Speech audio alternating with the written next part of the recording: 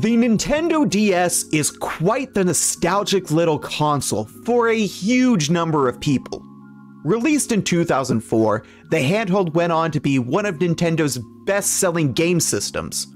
So it's no wonder people on Twitch and YouTube want to record and stream these games. But they're all doing it wrong.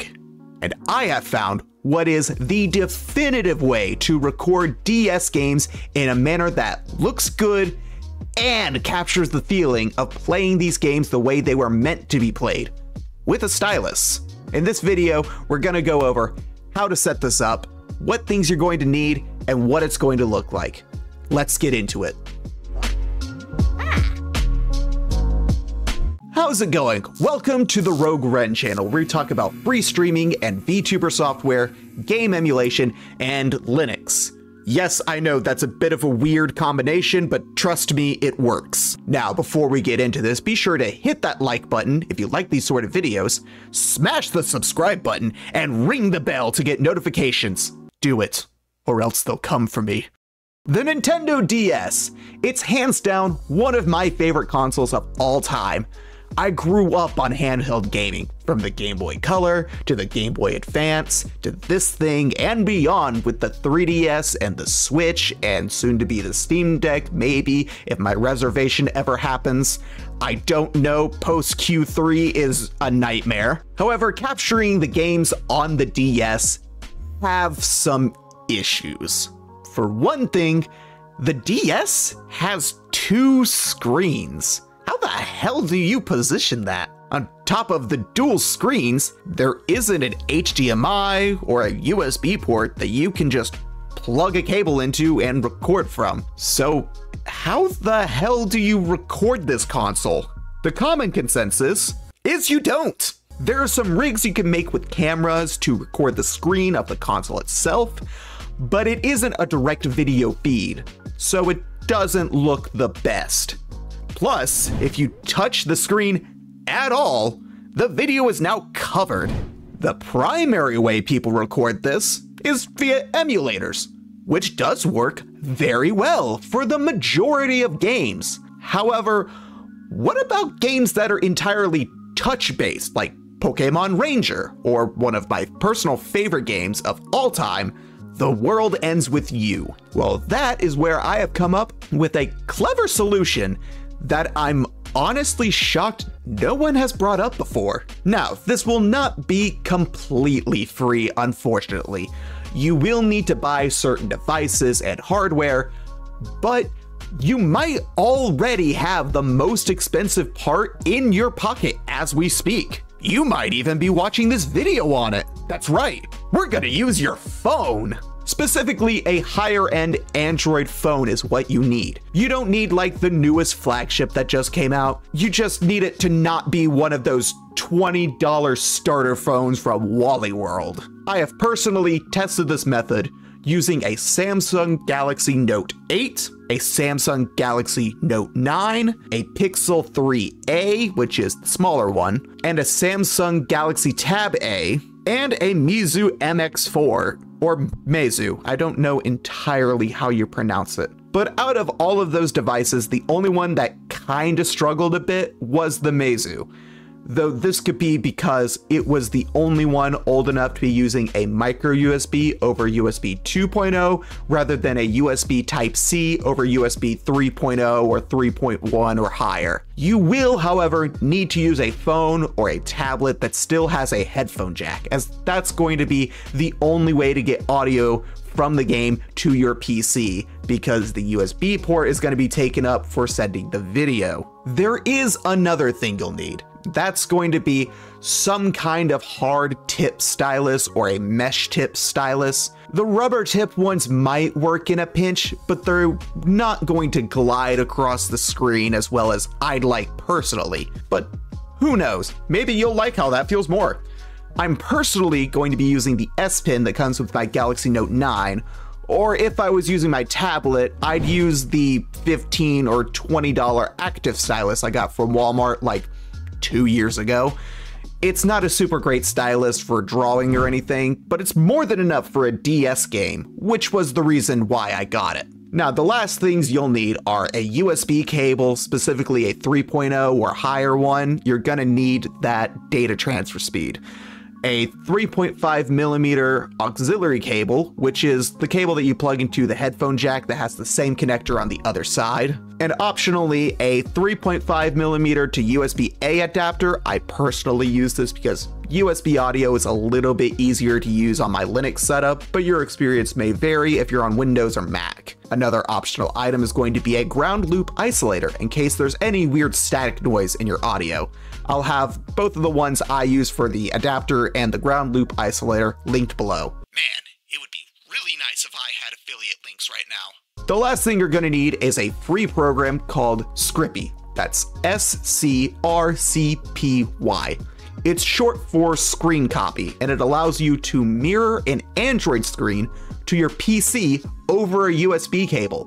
You can probably figure out where this is going by now. I'll have that software linked in the description as well. Now that we have all the parts we need, we can record some games. On your Android device, you'll need to grab a DS emulator. My recommendation is Melon DS, as that's been my favorite for years. But Drastic is another great option if you don't mind spending a few bucks. I've used them both, and Drastic does have ever so slightly better performance, but it really isn't a huge difference. The only thing I've noticed is in Pokemon Ranger Shadows of Omnia, there's a split-second stutter when going through doors on Melon DS. Outside of that, there's really no difference. Once you have your emulator of choice installed, we'll need to enable developer options. Don't worry, this isn't anything scary.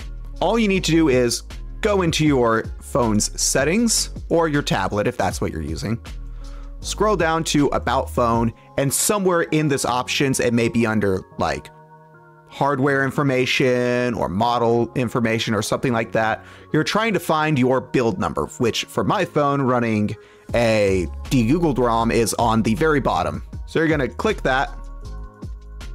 You're gonna click it 8 times. When you click it 8 times in a row, you'll get a little notification saying you've enabled developer options. For me, it didn't show up because they're already enabled. Once you have that enabled, you can just leave this screen, and then there will be a new option for developer options. Usually it's at the bottom, but it varies depending on what Android version you're running. A quick and easy way to find it is just to go to your settings and search dev. Oops. There we are, system developer options. Ta-da! You're in the fancy developer options. Now in this page, there's just one thing we have to enable. Just scroll down to find it, and you're gonna wanna turn on Android debugging. I'm actually going to turn off this notification because it bothers me when it's on, but you may want to leave it on just so you know it's working. You'll get this little notification right here. USB debugging connected, tap to turn off USB debugging. You just need this. The first time you connect with USB debugging enabled, you may get a notification saying, hey, do you want to trust this computer with ADB or such? You may actually need to have ADB installed. If you do, I'm gonna have a link down in the description for how you can do that. I'm not gonna go over it in this video because that's a whole other process, and this video is getting long enough as it is. But just know, if you don't get any sort of notification asking about trusting the computer, try installing ADB on your PC and then reconnecting your device, and it should then pop up. Now, once you have enabled USB debugging, you're done. You're prepped and ready to go to record video off of your Android device. All you'll need to do is plug in your USB cable to your Android device and the other end into your PC. Ideally, you want to use a blue USB 3 port, or you might have some connection issues. Then you're going to plug the auxiliary cable into your headphone jack and into a mic input jack on your PC. Typically, these are on the back, but some cases will have them on the front. Optionally, if you went for the extra hardware that I suggested, you'll want to instead plug the ground loop isolator into the phone, and then plug your aux cable into the ground loop isolator on one end, and the other end into the USB adapter plugged into a USB port. Audio setup is going to vary depending on your operating system, but in OBS, you want to add a new microphone capture, and then you'll want to select for the input device the new one that has shown up. That'll vary depending on how you have it connected. It may be aux mic, it may be the name of the USB adapter you're using, it could be a number of things, but basically if you unplug your new aux cable or your USB adapter and a device disappears, what shows up when you plug it back in is what you're going to want to select as the input device in OBS. If you're comfortable with doing a fancier audio setup, you can go ahead and do that, but this is just going to be for the basic setup, as more fancy setups get really variated depending on operating system you're running and what programs you have, and I'm just going to stick to what everyone can use regardless of what they're running. Now for the fun part.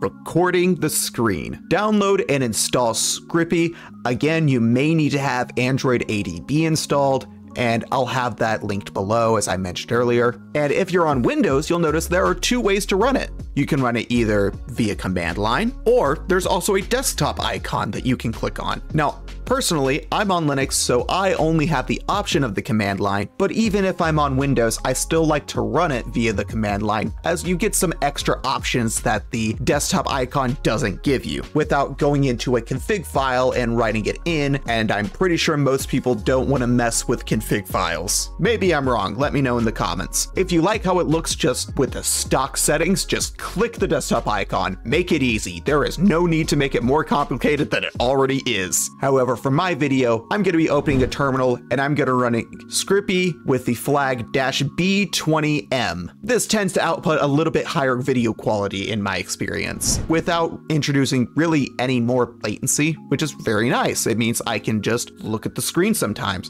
However, 9 times out of 10, I'm looking at the phone anyway, so a bit of latency isn't a huge deal. Now, if you haven't gotten the pop-up already and you now get the pop-up for if you want to trust the PC, click yes. And if you don't want to see the pop-up every time, you can click the check mark for always trust. If it didn't start up and asked you that notification, you may need to unplug and plug your device back in and then run Scrippy again after you've trusted the PC. Boom! You've now got a mirrored video of your phone screen. Now, if you plan to stream this, I would highly suggest either disabling your internet or turning off notifications in some way, especially if this is your daily phone that you carry around with you.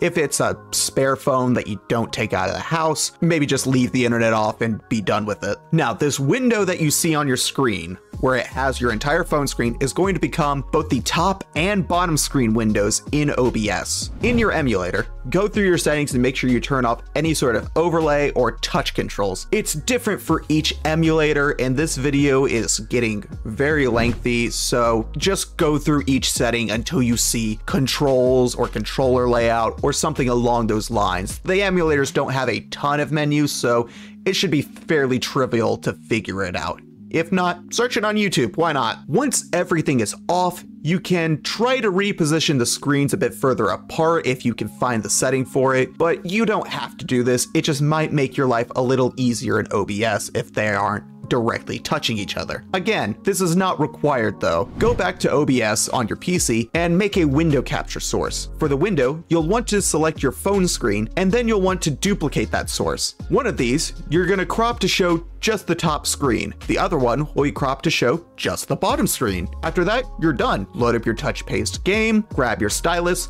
and try it out. If you want, you can even connect a Bluetooth controller like an 8BitDo Pro 2 to your phone if you need buttons as well. And there you have it, the best way to record DS games without having to sacrifice stylus-controlled games. What do you think? Is there an even better way to do this? Did I miss some obvious step? Did I overlook an existing method? Leave all that and more in the comments down below.